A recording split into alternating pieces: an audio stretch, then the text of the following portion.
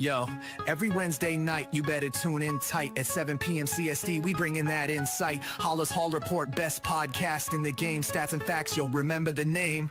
Host Ken Dub got the knowledge on lock. Co-host Woody the Bear fan, talking all that talk. 3 Bear fans chilling, opinions on the side. We're here for the love, riding that Bear pride. Halas Hall, we break it down right. Join us on the journey from day to night. Blue and orange army taking over the scene. 2025's the year, know what we mean. Bear fans unite, it's our time to rise. Sunday mornings, pre-game vibes in the skies. Lions think they're fierce with Dan Campbell's call, but all that greed ain't gonna help them at all. Same old story, we know how it goes. They just can't compete, everybody knows. Minnesota Vikings always talking smack, but when it's game day, they ain't got the knack. Sitting on the couch while we're making a stand. Over here in Chi-Town, we're the best in the land. Halas Hall, we break it down right. Join us on the journey from day to night. Blue and orange army taking over the scene. 2025's the year, know what we mean. Bear fans unite, it's our time to rise. Sunday mornings, pre-game vibes in the sky. Packer fans yell blow, pack blow, but can't see the truth. We're stealing the show. Rivalry heated, but we stay real cool. Halas Hall Report, yeah, that's the rule. With every episode, we build that hype. Stats and team news, we got the right type. Fan base strong, we ain't looking back. 2025, it's a win and attack. So gather round fans, put your hands in the air. Every Wednesday night, we're breathing that bear. Join the revolution, watch the magic unfold. Halas Hall Report, we're breaking the mold. Halas Hall, we break it down right. Join us on the journey from day to night.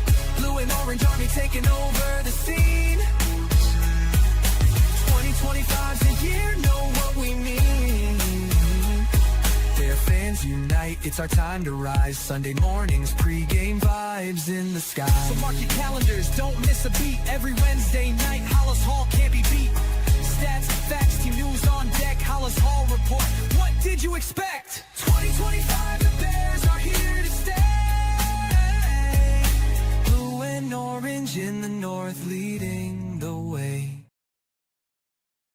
And good evening. Welcome to another edition of Halas Hall Report. Of course, I don't have an opinion on anything, neither does the guy with me tonight. Woody, no opinion today, right? No, just wanted to make a shout out.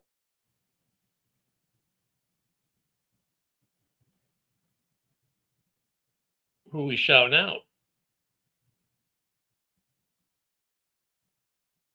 And Woody froze.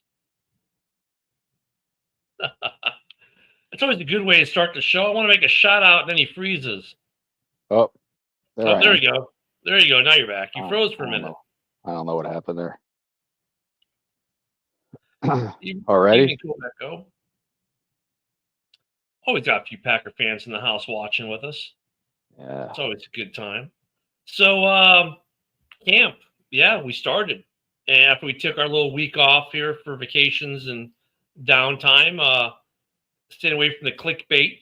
But we've started with camp, and it looks like, Woody, we got some position battles this year.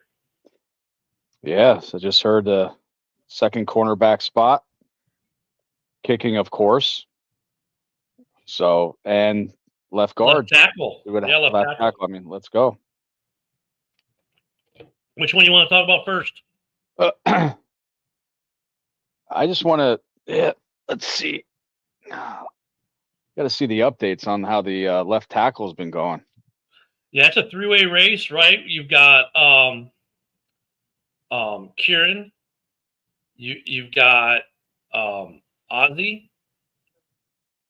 and your favorite. Yeah. Braxton Jones. Braxton Jones, who I didn't think, none of us thought was going to be back for camp, yet he was. Mm-hmm. Considering where the O-line was, like, I consider Braxton Jones an NFL quality lineman. Whether he's a great lineman or not, debatable, but he's quality that you want on your roster, whether it be the starter or the backup, right? That's something last year we didn't have, I don't think, like we do now. And Kieran's in year 2, so you'd hope the draft pick, the former third round pick would improve. But yeah, I mean the left tackle position. That's an interesting battle. I mean, if Braxton Jones calms down his penalties, I think he'll be great. But if Ozzy just plays out better than him during camp and preseason, you got to start him. I think some of the problems we had last year with the penalties and the holds had to do with the rest of the line. I mean, I know it's in a way it sounds like an oversimplification. Guys go, oh, but look at Darnell Wright had more penalties last year than he did the year before, but he also didn't have a strong right guard for the season. And I think that's why you saw the same with Braxton. He didn't have a strong left guard. I think with Braxton, you've seen some deterioration in the stat line because of the guys around him on the line. I think there's some truth to that. Yeah, I mean, I called at the beginning of the year way too early prediction, and I think I said Darnell Wright will be a Pro Bowler this year. I know you're supposed to help out other players, but is that how they practice? You know what I'm saying? It's Yeah, just with I would Kevin assume Jenkins. so. I would assume so to a point. Like, they're because they do situational, so you figure like they're saying, all right, Woody, you're the left tackle. We're gonna run this play, and we're gonna assume that Mike, your right tackle, is missing in action. So what are you gonna do to cover if let's say he reads the play wrong and goes inside instead of going outside? What are you gonna do? I'm sure they do some situational football like that. Good evening, brother. What's going on? Well, I understand that, but it's practice. Now, if you're doing that in the game, it's much different because the guys on the other side, they don't give a fuck about that. They're just going to keep Right. going in. So I understand what you're saying, but it's a whole different ball game from preseason, training camp to regular season. So I mean, that's what I think. Braxton's a quality can be with a good tackle next to him, which he does have one of the best in the NFL, in Tooney. And then they've got a good center in Dahlman when healthy, and let's hope he stays healthy. I think that both the tackles from last year could be starters still, which is great because then you have Ozzy and Kieran as backups for your tackle positions. The only thing I'm worried about then might be who are my backup guards and center. Yeah, still no back. Well, we have backup center, but I mean, We have Kramer, backup guards too. right? I mean, we do. They're not. I don't know how much faith you want to put in that, but if you look at the depth chart, and I'll do it by Spotrac, by contracts actually.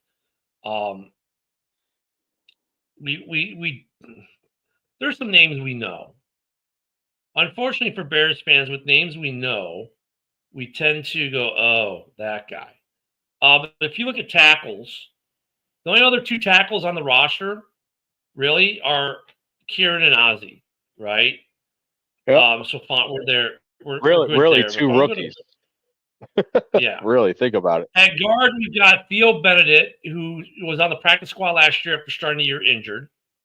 Jordan McFadden, Bill Murray, still on a rookie deal, so he's been hopefully got some growth.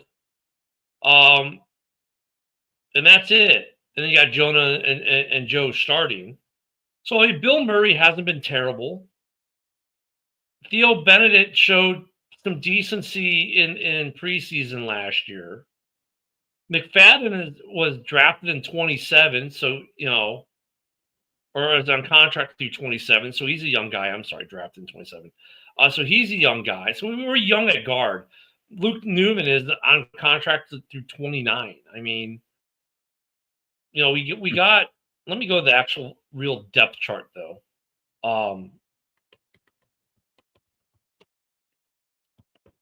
That's what I'm concerned at is the depth.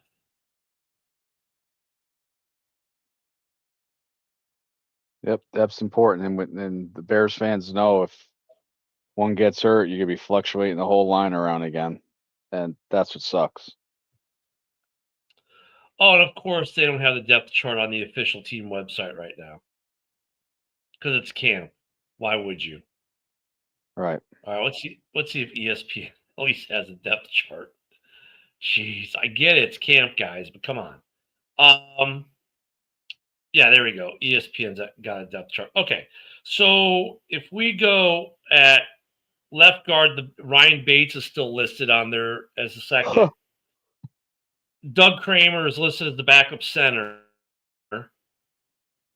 and Bill Murray is the backup right guard. With Jordan McFadden as the third stringer at right guard, and Chris Glazer at left guard, and then Theo Bennett at being fourth. Luke Newman's the third center if we ever had to go that deep. Left tackle Kieran is listed. Wow, Theo Bennett's like everywhere. Now at right tackle after Joshua Miles is the second string, there's nothing. So there's some. They got Andrew Billings as the backup to Grady Jarrett now. Jeez, we got depth at defense. Okay, well, Grady Jarrett, he's not a nose tackle, is he? They have him as a right defensive tackle. Or I'm sorry, wait, they have him as a left defensive tackle. So right now, left defensive edge. So on the left side, you've got Sweat and Jarrett. On the right side, you got Dexter and Deo. Damn. And they got Austin Booker behind Montez and Dominique Robinson behind Deo. That's a pretty strong depth there on defensive line. And then your backup tackles are Andrew Billings and Shamar Turner. Zach Pickens is the third stringer with Chris Williams. Yeah. If you look at corners, you've got Jalen Johnson, of course, at corner. Then right now, it's basically Zach Frazier, Nick McLeod, or Sean Wade at left corner. On right corner, they got Tyreek Stevenson as a starter, with either Smith, Trey Flowers, or Nahshon Wright behind them. Your nickel is Kyler Gordon with Josh Blackwell behind him. And your safeties right now are Brisker and Byard, with Elijah Hicks and Jonathan Owens behind them, plus Major Burns and Tysheen Johnson. Wow. Yeah. I mean, the depth on defense, I think, looks great overall. Offensive line is better than last year, though. I'd say that, Woody. I think it's better than last year. Yep. If we improve, you got to think we had the third easiest schedule last year. Yeah, do you buy into that argument though at all? I don't. Well, like they said, the Bears play 10 playoff teams next year, or this coming up season. What's up, Billy? What's up, Billy? Yeah, the defensive depth looks great. So you take that in effect, but you got to think the 10 playoff teams, yes. But on one hand is that it's somewhat different. But on the other hand is that how much movement does a playoff team from last year make, unless it's a contract situation? So it's, I don't know. I don't believe it, but I do. You got to think about it at least a little bit. I mean, I think the Bears were classic underachievers last year, largely due to scheme and coaching, right? Because they had talent. They were just they were the inverse of Washington, who overachieved. I think our depth on offensive line, I mean, the fact that we have this three-way battle, and actually with at least two of them, you're like, okay, if it's Ozzie or it's Braxton, I'm okay. Kieran, you're like, well, we saw him in one game last year, but if he's had the growth and he wins the job, also probably okay, because then you got Braxton and Ozzie backing him up. So, I mean, I think left tackle is actually really good. Right tackle, we have nothing behind Darnell Wright. I don't have a ton of confidence in Joshua Miles for what little we've seen of him. And, Bill Murray at right guard being the backup right guard and Ryan Bates being the backup left guard. Okay, I'm not, Doug Kramer, being backup center. I mean, I'm not jumping overjoy, but at the same time, like, you know what, though? For a game or two or in rotation, those guys are actually probably pretty decent NFL options. All right. Yeah, the backup quarterback, Billy, we didn't even talk about that. You've got Case Keenum, right? And you've got Tyson Bagent with his new haircut. And then you got Austin Reed, who a lot of fans fell in love with because of Hard Knocks last year. So you got those four quarterbacks in camp. Obviously, we know Caleb's starting. There's no ifs, ands, or buts. But what do you think between Tyson, Case, and Austin? What do you think there? Wow, it's well, Bagent. or Bajent is a fan favorite. Case Yep. Keenum won a playoff game. Oof. Like what, 7 years ago? Was that the miracle in Minnesota? Yeah. Um, That's the thing. Like, if you look at the last 4 years for Case Keenum, his stats are pretty pathetic. I think Bajent, Or non-existent. it's his position to lose. I just put it that way. Yeah, I think I might agree with you on that, especially given he already has a good. I think the guy, if they're carrying three, I think the guy who's on the outside looking in is Case Keenum. And I say that, yeah, I think the veteran will help. I think Keenum will help Bajent in camp. And I think it's the exact same situation as last year. Think about it, dude. The last year, 3 of these 4 guys were in camp with the Bears, right? Williams, Bajent, and Reed were all in camp with the Bears with what? A journeyman veteran. Who stayed on the roster last year? Who left? Gotcha. Yeah, they're battling. They're battling, but I think at the end of the day, Bajent. Here's the thing: Bajent, all 3 of them, right, are on 1-year deals. So, next year someone's got to get paid anyways.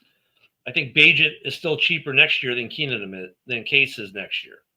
Yep. Austin Reed could be the replacement for Bajent as well.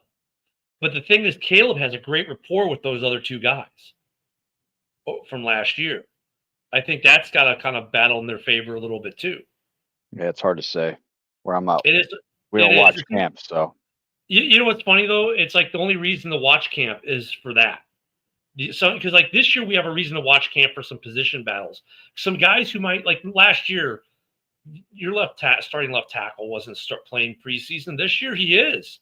They're battling for position. Yep. We are going to see Braxton. We're going to see all 3 of these guys: Braxton, Ozzie, and Kieran in preseason games, and maybe even Theo Bennett because he's fighting for a roster spot. We're definitely going to see Kieran and Theo. But I think we're going to see a good amount of Braxton and Ozzie.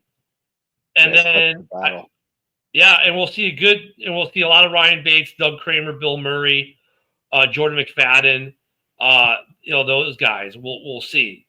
I think we'll see a lot of it. At quarterback, I think, we'll see a lot of Bajent, a lot of Case, and a fair amount of Austin Reed, who was a fan favorite last year because of Hard Knocks. And I mean, it's going to be kind of hard to supplant him. I agree with you, Woody. I think it's his job to lose. Now, here's another one, though. And I know this is your favorite position battle of the offseason. Place kicker. Yep.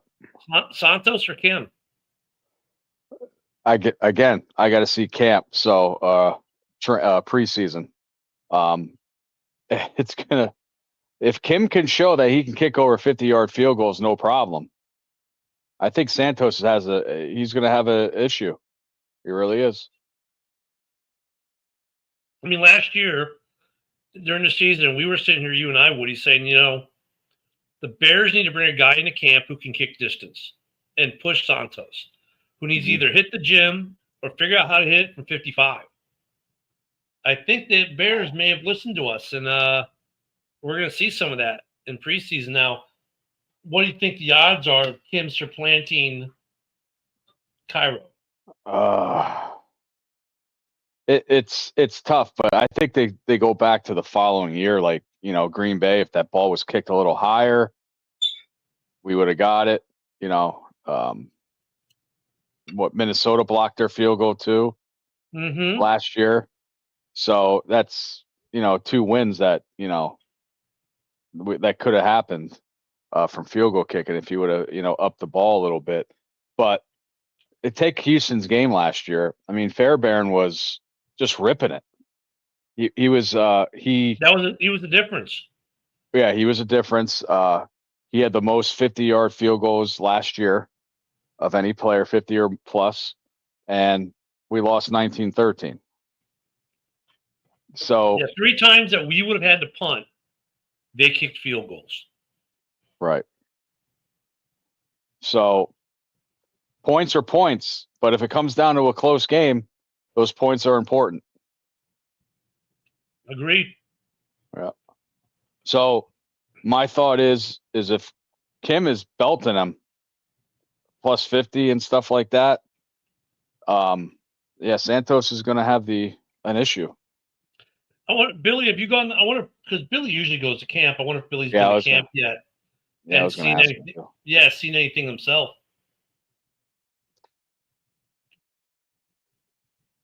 That'd be good to know. Jody's staring at me. She knows I can't handle that. No, I would stare at me too if I could. I'm trying to tell you I love you. Oh, and she loves you, Ken. Oh, fuck you. Nice. Little kids over to fucking watching this shit. And Oh. but when was the last, I mean, even Robbie Gold had issues kicking over 50 yards.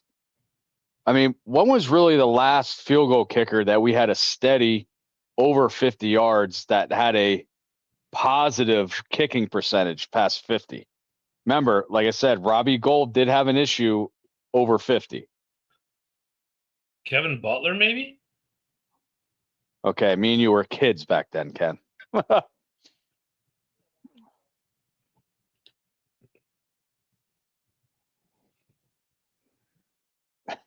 Yes, yeah, I got you thinking. I mean, because really we go from Butler to Gold to Santos with a couple guys in between that never stuck for more than a year. Mm-hmm. I mean, Butler, but even Butler was like 51 or 52, because even back then, you're talking the 80s, 90s, guys weren't kicking from 55. 52, like 48 was like, ooh, you're getting there in range. Yeah. The guys have been, it's been pushed back. Because I remember,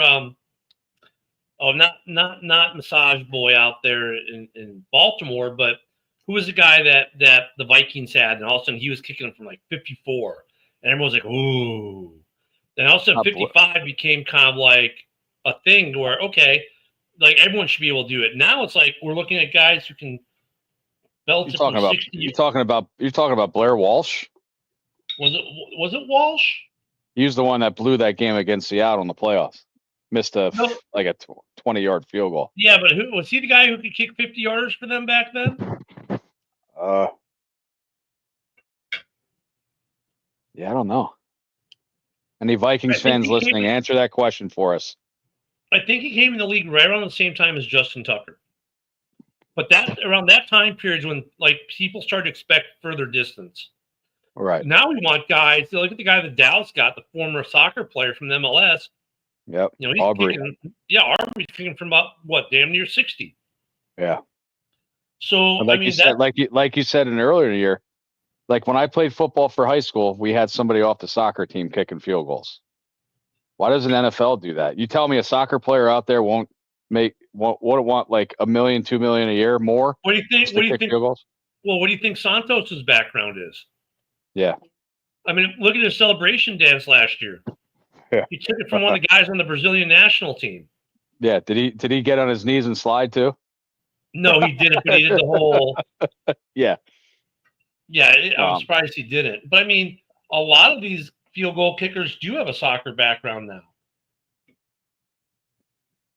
So I mean like the pros that are in the pros now playing soccer. You tell me one of those guys won't, because soccer is great national TV sport. I used to call off work just to watch the soccer tournament and stuff, and the World Cup, and it was, I loved it. The money's not there for these guys to leave professional soccer, to be honest with you. The money's not there. They're going to make more playing. They're going to make more playing in Germany or England or anywhere sitting on the bench, not being a starter, than they are going to be a field goal kicker in the NFL. Right. That's the problem. I mean, Santos is making what, $3 million? Around there. Something like that. Yeah, it's around there. I mean, that's nothing for most soccer players go. Yeah, okay, like Kim this year, 845,000. Santos 3.2 million. Huh. If I look up an MLS, let's just look up an MLS team. Here, we'll look. Let's look at a team that actually spends some money. So let's go to Miami. Yeah, I thought you considering they've got one of the greats. AC Milan. Well, no, we're going to even just keep with the U.S. soccer. I know they're making even more internationally. So AC, okay, so for Miami, I mean, really, most of the. Okay, here you go. Busquets is making 9.7 mil. Jordi Alba is making 6.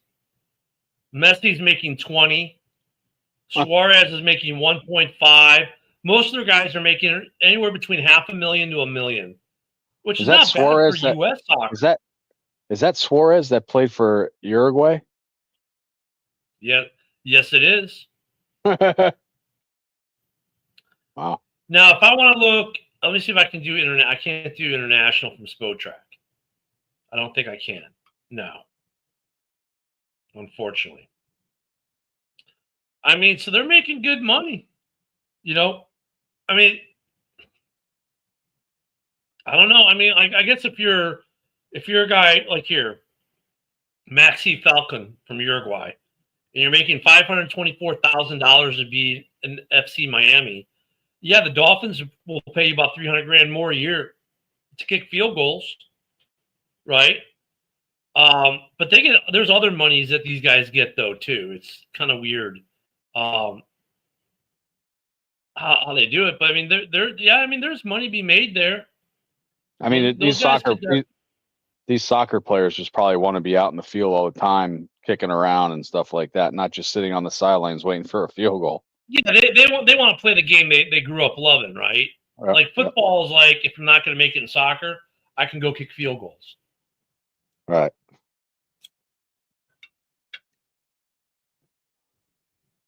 You look at the kid in Dallas, Aubrey. You know, Aubrey. He went to Dallas because he kind of fluttered out of MLS. He couldn't make it in MLS.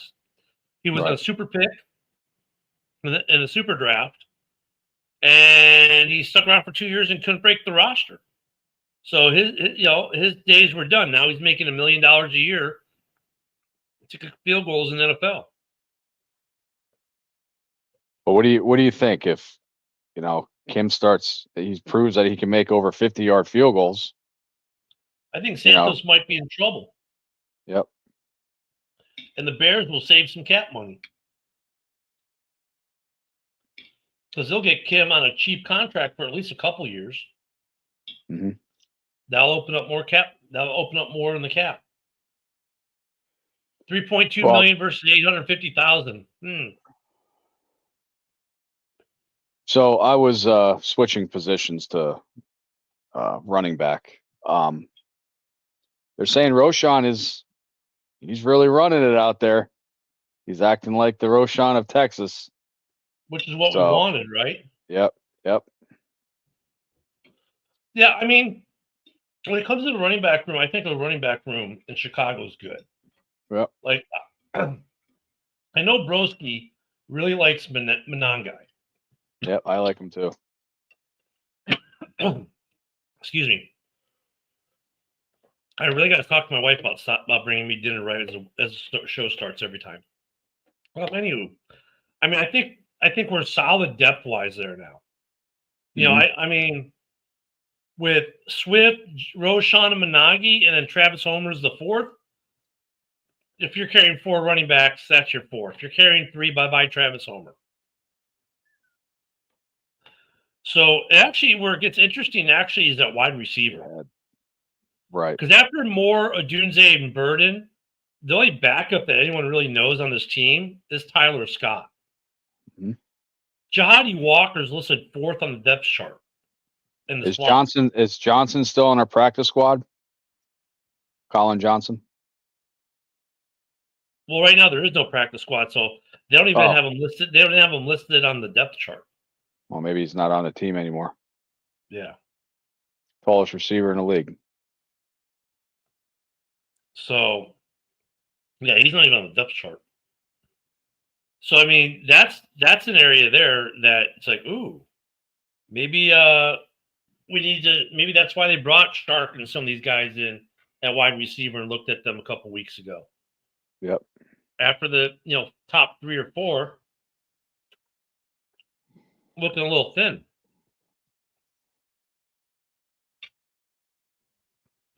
So I don't know. I mean, I think the kicking thing is interesting. Yep. The backup quarterback one, like Billy said, is going to be a lot of fun to watch. I think there's going to be a lot. The receivers we're thin post starters. I didn't realize just how thin we were. What I'm interested in seeing is the 2 cap casualties. See how Komet does, and Tremaine Edmonds, how he does this year, because I think they both have to have pretty breakout years. And Well, and Noah Sewell is right now second on the depth chart behind a rookie, right behind Hippolyte. Sewell has to have a year or 2. I think they cut him. Like, yeah, and I they think say they're saying Hippolyte's having a great training camp so far. But Edmonds, yeah, I mean, with that big contract of his, he better have a big year. Yeah, if he doesn't reconstruct either. Yeah, but I mean, because his backup right now is Carl Jones. Yeah, Carl Jones. Who? Yeah, should have kept Sanborn. Pieces of shit. No, he got paid. I get to see him week 3 with Eberlus. Eberflush. Yep. They're gonna have a good defense. That's gonna be a fun game. Yep. You actually picked a really good game to go to. Yep. And I just didn't feel like the- spending an extra couple $1,000 to stay in Chicago for almost a week to then spend almost $1,000 to go to the game. well, yeah, I'm flying out. We're flying out Saturday and flying back home on Tuesday. Should get 2 days of sightseeing and then 1 of the game. So Do get you some Portillos, get you some Lou Malnati's. yeah, the Chicago deep dish. Here I come. Maybe go see Sue at the museum. Yep. Go walk around the loop. Yeah. What's left of it, the Mag Mile. Yeah. Yeah, because they should break ground to the next stadium, the new Soldier Field right next to it. That's one thing we haven't heard about in the last couple of weeks. We haven't heard any news on the stadium whatsoever. Nope. Maybe they're trying to get these people concentrating about the game. I mean, the players are probably not thinking about it because some of these players are most likely won't be on the team by the time it gets built. No, the players aren't thinking about it. The fans are, though. Yeah. But the players aren't. But I honestly think it's going to be in Arlington Heights. At the point where the state government is like, they don't care. They're not going to give you any money. The city of Chicago isn't doing anything really to keep you. The city of Arlington Heights, though, is giving you the tax breaks you want. And, oh, by the way, you owe the land. It's your land. So that means the stadium is your stadium. You're not renting from or leasing from anyone.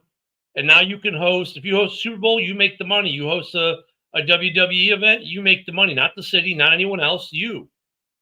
I think the Bears end up in Arlington.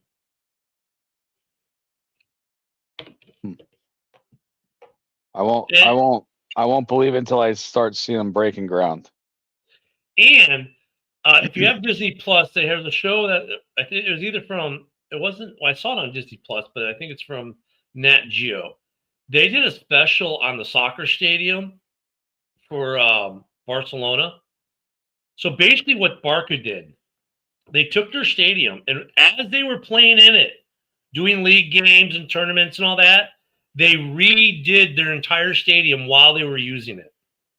It took them 5 years to do the project, to include the pitch. They made it a dome. They took it from the stadium it was and turned it into a dome stadium with a retractable roof. The roof retracts just over the playing field, kind of like how Allianz Arena is like open just over the playing field, so the fans always stay dry. But here's the cool thing they did. Their field splits into sections. like 5 sections, I think it is. And so the section that moves away and then it goes underground. So the whole field is natural grass grown under the stadium and maintained and everything. They can cut it, do whatever they need to do down there, grow it, whatever. And then when it's time for them to use the grass, like if there's a concert, they take the whole field, put it down below, take care of it, do the concert, the monster truck rally, whatever they're doing. No one ever touches the field. When it's game time, they bring the field up, put it in place, repaint the lines if they need to do that, and they go. So, I mean, you want to talk, so I bring it up because, like, everyone's like, oh, a dome, it's going to have to be turf. No, it's not. This soccer team in Barcelona just proved it with a state-of-the-art stadium, and they did it while they were playing games in the stadium. So we don't have that constriction, right? We're going to build a whole new stadium completely separate from what we got. I hope the Bears have they're going to do a dome that's all natural grass, and they spend the money to do basically what Barca did in Barcelona. Grow the grass right there at the stadium underneath it, and you bring it up to field level and put it in place for game time. Which really, if you think about it, we've been known to have the worst playing surface in the NFL for years. Yep. Wouldn't it be nice to finally have one of the best? Yep. Yep. I remember when Philadelphia, the Vet, had terrible turf. Wow. Wendell Davis, I was at that game. What's funny? Blown out. You know what's funny? For as much as shit as football fans talk about soccer, these European soccer teams have done so much to advance the way we build stadiums and the things we can do in the NFL and vice versa. I think they draw inspiration from the NFL stadiums. Like the new Barca Stadium has the 360 LED lights, like screen, kind of like Atlanta has in their dome, right? But then they add a level and they say, okay, we're going to grow the turf indoors under the field where it's removable and we can use it whenever we want and take it away when we don't want to be damaged by a concert or a rally or whatever. And I think it's good that we're getting that. I think we need to look at what some of these European clubs have done for soccer in terms of their playing surfaces. Yep. And we need to mimic some of it. They can take care of their stadiums because that's really the only sport they have. I do want to bring. Overall, I want to bring up something later towards the end of the show that's interesting as well. Uh-oh. For a guy who doesn't have an opinion, you have something interesting? Yeah, I'm interested in seeing the flag football in the Olympics. It's going to be so weird, and if United States does not win this, something's wrong. Well, so the U.S. national team has won like 5 world championships in a row. I guess there's already a competition. And the captain of the team said, we really don't need the NFL players. We're already whooping everyone's ass.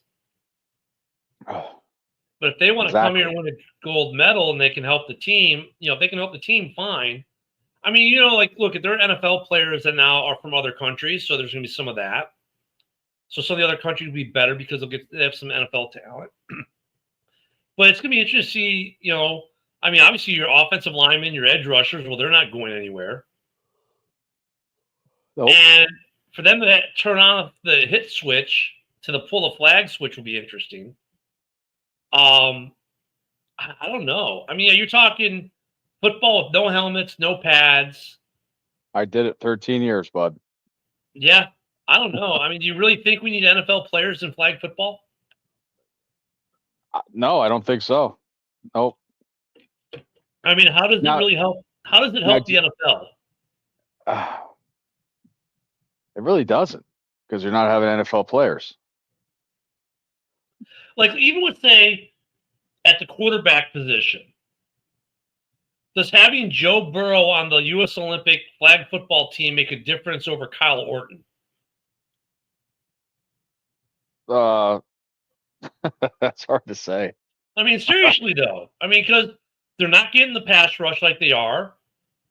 Kyle Orton, any of these NFL quarterbacks can throw a good ball and without pressure. We know Yep. that.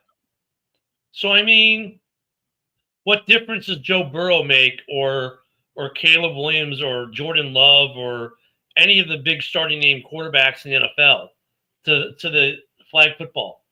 Well, I was watching the Little League Nationals, and I think who won? Texas? Yeah, Texas won, I think. And not in my league, that one I played in. I don't know if it's 5-man or 8-man. I don't know how many men there are on that they're using for the Olympics. We'll But find out. in the championships that I was watching over the weekend, one person can rush after 5 seconds. Like, you got to start behind the line and run up. And you can't run past that line until 5 seconds is up.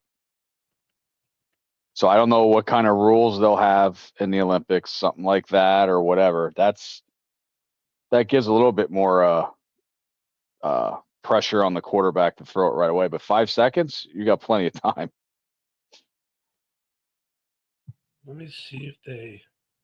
All right, the flag football format.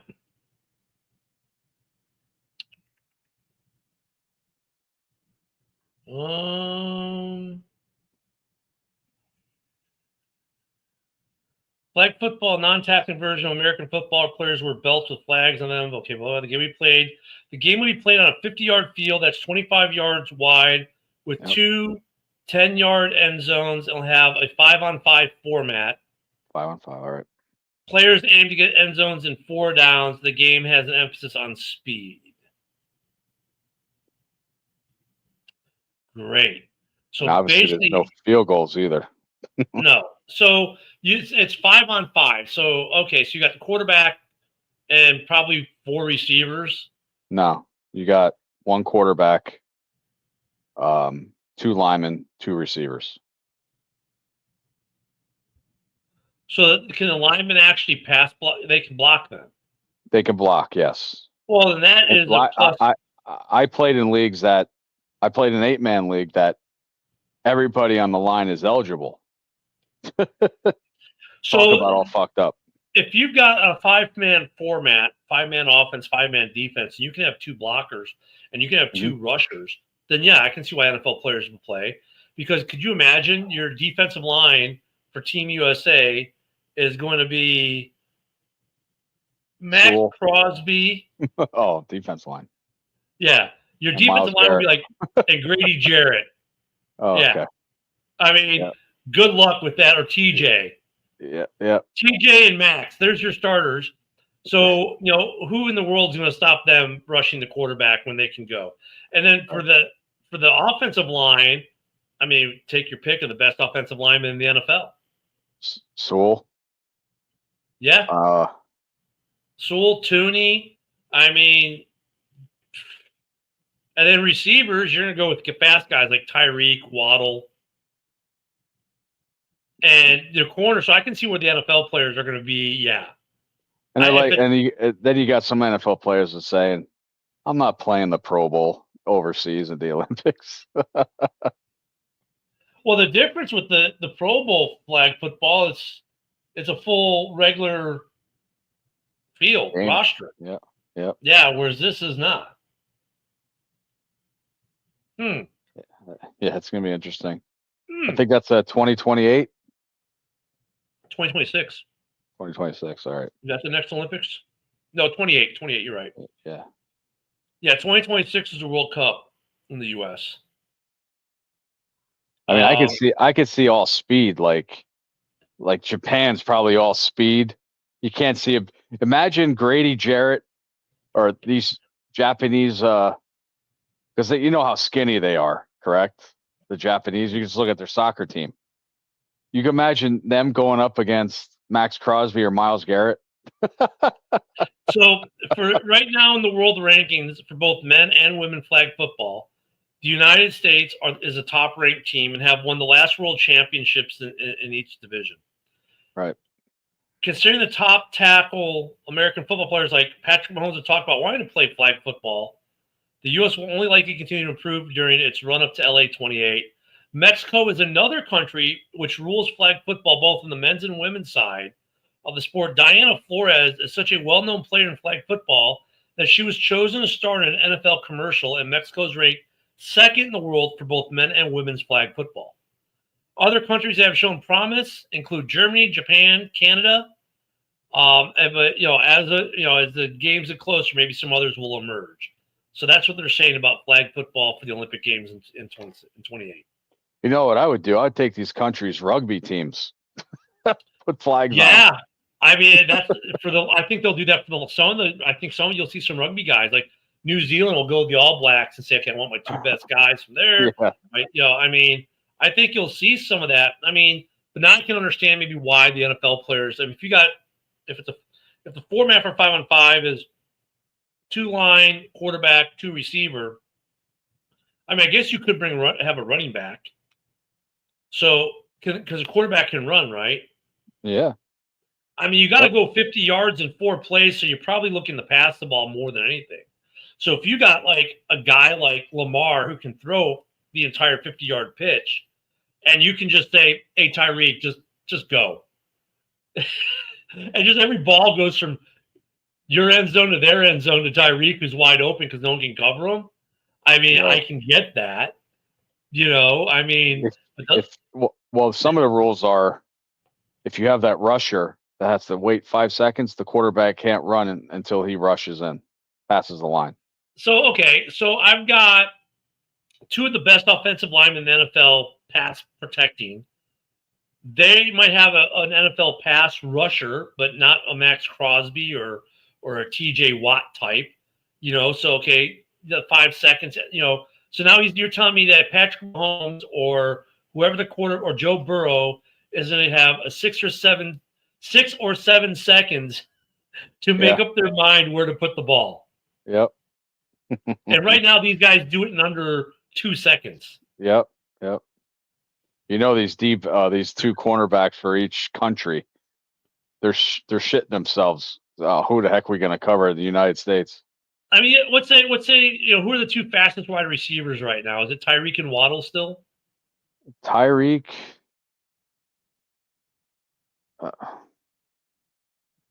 Yeah. I mean, Christensen from Green Bay is pretty fast if he can catch the ball. J-Mo is pretty fast.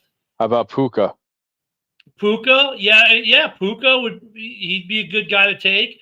I mean, and look at people are like we got to take when we look at the wide receiver piece though. Like DJ Moore might not be good. Why? Because he's better for yards after the catch. You're not shedding tackles, right? They're just grabbing your flag.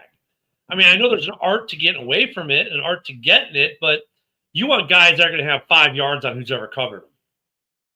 And you want a quarterback that's going to hit these guys in stride. So we'll probably have the quarterback. I mean, if it's Burrow or Caleb or Jordan or even Goff or heck, even the Keebler Elf down there in Arizona, I think they could all do it. The question is, who are the fast receivers they're going to take? Everything's one-on-one coverage. Oh, geez. Really? I mean, you don't even have to be a speed guy. Just be a good route guy. I mean, could you imagine Burrow to Chase in the Olympics? Well, just think, about the no NFL players. Just like the Olympic basketball teams, they have NBA players playing. I would say though, the comparison I'd make would be like the Dream Team in Barcelona. Like, yeah, you had guys like Tony Kukoc playing for Yugoslavia at the time, and there are some other guys who made the NBA. But dude, you were talking an all-star team versus a bunch of maybe some solid players that can make an NBA roster at the time. For this, it's going to be the same thing. You're talking the best of the NFL versus some decent guys that played in the NFL that may even be starters in the NFL, but they're not the best in their position group. Like, name me a quarterback in this league that's not a U.S. citizen that wouldn't play for Team USA. Nobody. Find me a wide receiver that fits that bill.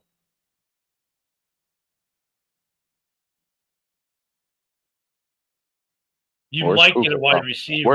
Where's Puka? Where's Puka from? Hawaii, isn't he? Or Guam? Oh, I don't know.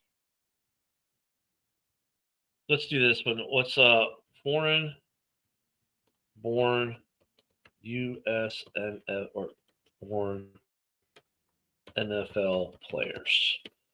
Billy Crystal. There are 88 foreign-born international players in the NFL. One, of course, being Torrey Taylor. He doesn't count because there's no field goal or punting in flag football. So, who are some of those defensive tackles? America Samoa doesn't count. They play for Team USA. Australia has a lot. That's rugby right there. Australia has defensive line from Jacksonville Jaguars, Adam Ghostis. A tackle for the Ravens, a tackle for the Eagles. Okay, we don't care about. They have a lot of punters. Jeez.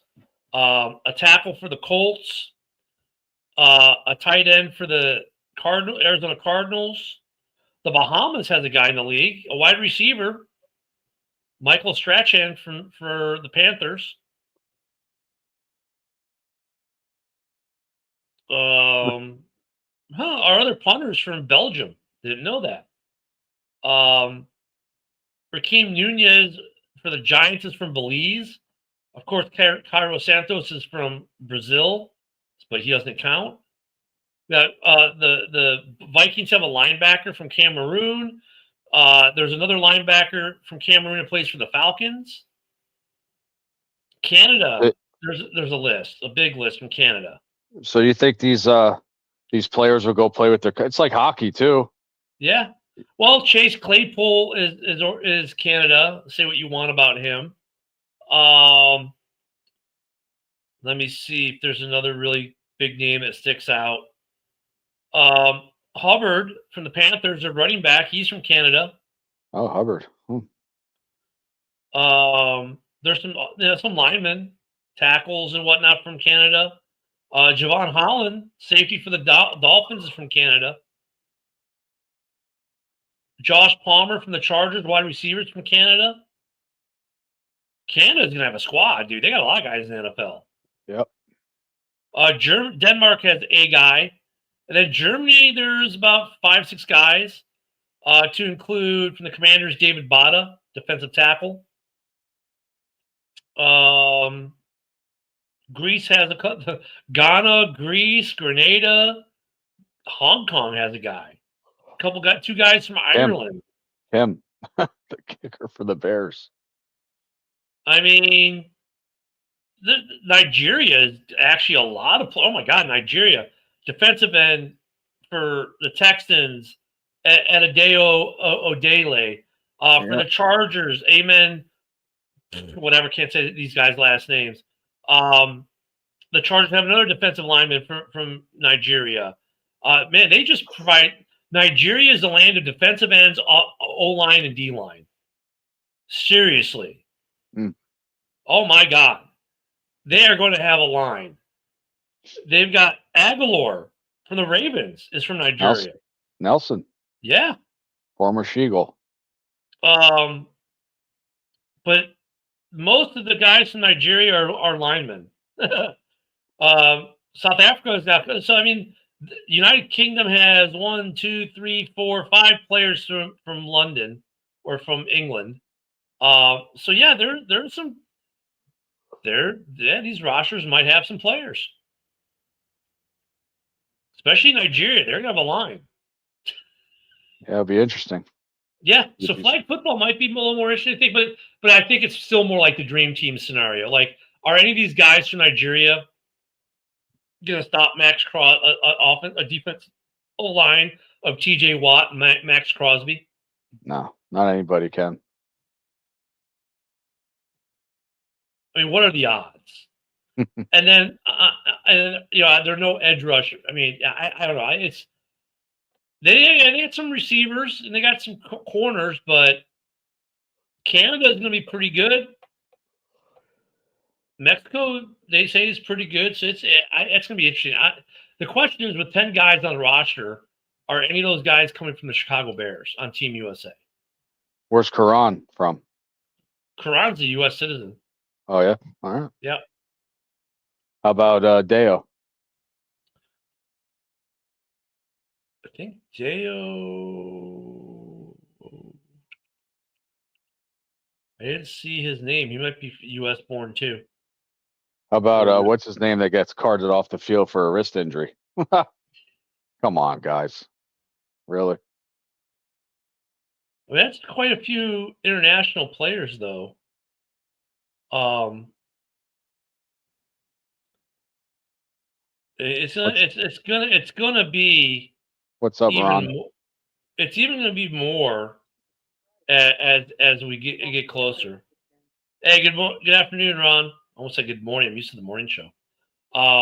So yeah, I wonder if there'll be any Bears on any of the international squads or on the Team USA. Rome might want to play. I don't know. But then how much are NFL teams going to want their guys to play? That 2 injuries, yep. Especially flag football with those. It's not a regular grass. That's turf. Yeah. So Do you really want to risk losing Roma Dunze to a season because of the Olympics? no. So interesting to think about that as this year won't be talked about as much. Next year will start to be talked about more because the games are a little ways away. Oh, thank you. Oh, thank you. My cat's giving me a present on the carpet. Oh, thank you. A mouse? No, not that kind of present. Oh, a fudgesicle. Yeah, no, he threw up. Oh, he threw up on you. That's or on the Yeah, floor. threw up on the Bears rug. When you start hearing that little noise from, he's like, "Okay, what'd you eat, little man?" That might be But good luck. Yeah, it's night here too, Ron. I'm just so used to doing the morning show all the time. That's all. Yeah, So throwing up on the rug might give good luck. Yeah, maybe. Well, if they win, we can thank Maui for it. What a good cat I have. So yes, some camp battle positions. We'll get to start. Look at Thursday night. We get some preseason football. It's not the Bears, but then we get the joint practice from Miami next week. So we should have a lot to talk about next week with joint practice, and then our first preseason game, and then maybe Billy can give us a report about what's going on at camp from his perspective if he gets to go to camp again like he normally does. Yep, and I'll be seeing Billy week 3, baby. I'm ready. And maybe we'll have a Mike sighting on Sunday. I don't know. It's Mike's show. I mean, we should just change the name. What do you want to change it to? I don't know. House Hall Report with 2 guys who have no opinion. The Chicago Bears opinion show. There we go. We got wood. Hey, we got wood. We don't have an opinion, but we've got wood. There we go. There you go. Oh, Jesus. Don't forget to come back with us Sunday morning at 11 a.m. Central, noon on the East. We'll talk some more Bears stuff. Probably do some reaction to the Hall of Fame game if we even watch it. I probably will just because. And that's tomorrow night, the Hall of Fame game. And, of course, if there's anything breaking out of Bears camp, I don't know, maybe we'll get an extension or 2. Maybe we'll see some restructures. This is the time of year that kind of stuff can kind of come out of nowhere, like DJ Moore. Last year at camp, boom, extension. Wasn't expecting that, and there it was. So maybe we'll see what Poles has in store. Maybe let's just hope that we have no injury news to report. No. Brisker being out there, I'm enjoying seeing that he's on the field. And Luther Burden practicing is big too. So let's just hope we can continue to stay injury free. They continue to learn the new offense, the new defenses are doing these installs. I know it's really hard for us to judge whether they're going to be good. Oh, there you go. The guinea pigs are Bears fans. See, Ron, that's the way to be. You got to have the guinea pigs throw up on your rug. Then it's good luck. Like my cat just did. And he's a Bears cat. He lives in a Bears cave, so he is a Bears fan. He's probably just mad at me because I let his siblings in the room earlier. But don't forget to be back with us Sunday morning for what during the season will also be pregame. And then tomorrow morning and Friday morning, 10 in the morning at 10 a.m. Central, 11 on East, because Woody will make an appearance every now and then and give us some morning wood on the show. JB's roundtable discussion follows us next. Guys, have a safe weekend. Enjoy the summertime. Get out to the beach, get in the pool, get some barbecuing in, whatever you're going to do. Please enjoy and have fun, and we will see you back here Sunday morning. Until then, bear down, everyone. Bear down.